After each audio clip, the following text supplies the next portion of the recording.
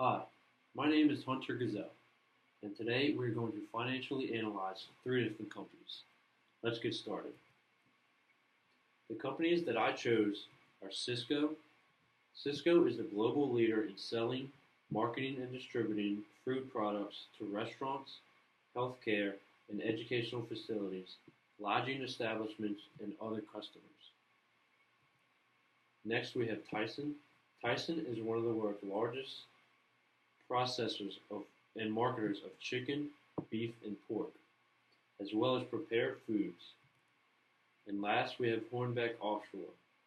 Hornbeck is the leading provider of marine transportation services to exploration and production, oil field service, offshore construction, and military customers. We were asked to answer three different questions. First, which company would I make a short-term $1 million loan to?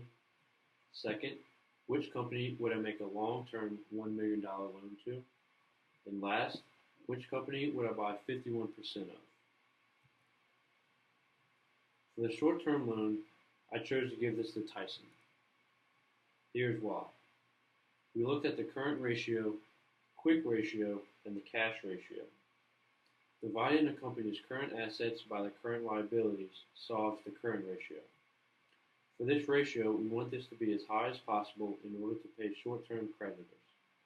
However, if it is too high, the firm may be inefficient with cash and other short-term assets. If a firm's current ratio is 1, then its net working capital is 0. If a firm's current ratio is less than 1, it will have a negative net working capital. As you can see, we have Hornbeck, Tyson, and Cisco. Hornbeck has the highest current ratio, but something is going on within the company to make these numbers fluctuate like they are. They also have a dramatic downfall from 2013 to 2014. Next in line, we have Tyson. This company is more consistent with their numbers and makes me, as an investor, comfortable that they will pay me back in time with no trouble. Next, we have the quick ratio. To get this, it is the same as the current ratio, but without the firm's inventory. So what we have is current assets minus inventory minus current liabilities. Typically, managers want this ratio to be high, but not too high. And investors want this ratio to be high as well. As you can see, we have Hornbeck, Cisco, and Tyson. Hornbeck has a high quick ratio, but it is really high. And again, like Hornbeck's current ratio, they are having trouble from 2013 to 2014. Cisco and Tyson are neck and neck, so it was hard to choose between the two, but I chose Tyson.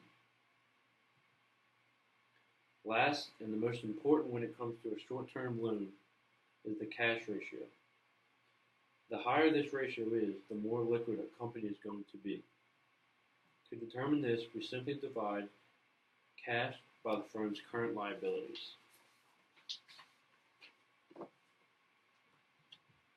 Looking at the liquidity graphs, I chose to give Tyson a short-term loan. They may not have the highest ratios, but they are consistent with their numbers, which makes me assume that they will not have any trouble.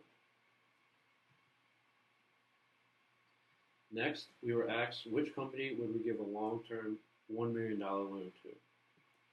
We are looking at the firm's equity multiplier and the times interest earned ratio. I am indifferent between Cisco and Tyson for a few reasons. For the equity multiplier, we have Cisco, Tyson, and Hornbeck. We take the company's assets and divide them by equity. This shows me how many liabilities they have in total. For the times interest earned ratio, we take the firm's earnings before taxes, or EBIT, and divide that by interest. This tells me how easily a company can pay off their debt. Also, although Cisco has a high equity multiplier, they also are slowly declining when it comes to the times interest earned ratio. When it comes to Tyson, we can see that they are starting to pick back up for the times interest earned ratio. Therefore, I'm indifferent between Cisco and Tyson.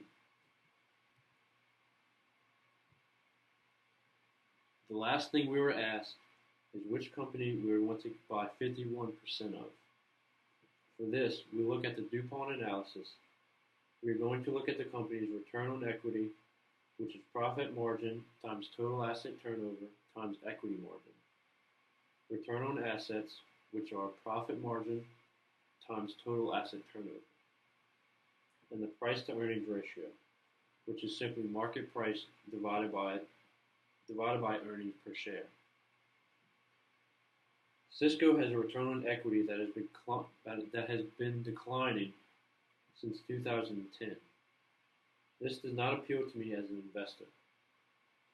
We have Cisco, Tyson, and Hornbeck. Tyson's return on equity is also declining, but they fixed that problem in 2012. Although Hornbeck has the lowest return on equity, they have had a steady increase in the market. When it comes to return on assets, the same is to be said. Cisco and Tyson are on a steady decline, while Hornbeck is improving. We have Cisco, Tyson, and Hornbeck. The price to earnings ratio is a different story. Hornbeck has the highest ratio, but they are all over the place. We have Hornbeck in the blue, Cisco, and Tyson. With this being said, I would have to make my decision to buy 51% of the company to Hornbeck. That concludes my presentation. Thank you for taking time to watch. See you later.